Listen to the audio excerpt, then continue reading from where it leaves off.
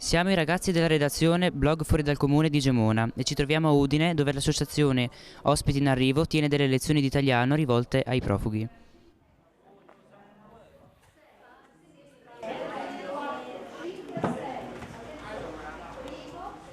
Armadio. Shiraz, da dove vieni? Io vengo dal Pakistan. Hai dei sogni? In futuro?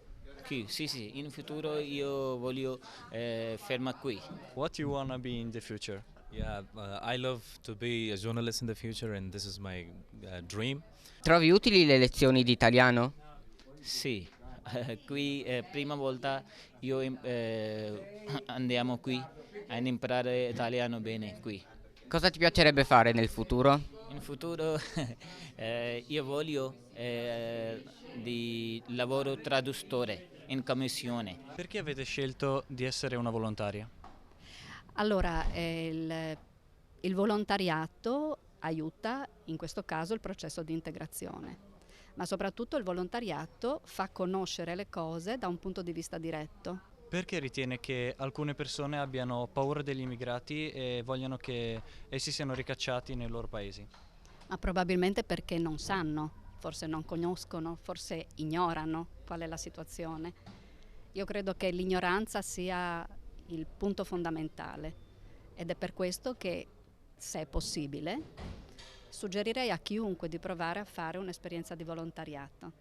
Ci ho messo moltissimi mesi prima di avvicinarmi all'associazione perché avevo paura di non riuscire a reggere la cosa, avevo paura di aver paura, avevo paura di incontrare queste persone, avevo paura che mi fosse chiesto qualcosa al di sopra delle mie possibilità, avevo anche paura che magari portando un piccolo gesto, un piccolo apporto mi fosse chiesto sempre di più. Perché ci sono delle persone che dormono all'aperto e di chi è la colpa? È un po' di tutti, di un'incapacità generalizzata di assumersi delle responsabilità, un fastidio politico nel pensare che in fondo questi qua stanno venendo qua a rubare delle risorse, ad approfittare di alcune situazioni e un'incapacità generale di affrontare questa situazione. Quali provvedimenti sono stati presi per risolvere questa situazione così difficile?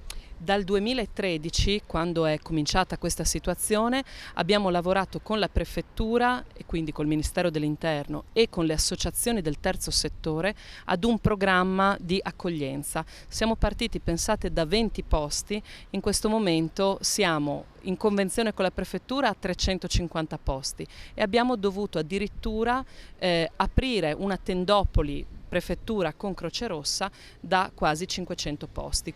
Penso che più che altro bisognerebbe aver paura di non essere umani in questa situazione, perché alla fin fine quelli che arrivano sono uomini, sono persone che hanno desideri, aspettative, tanto quanto noi.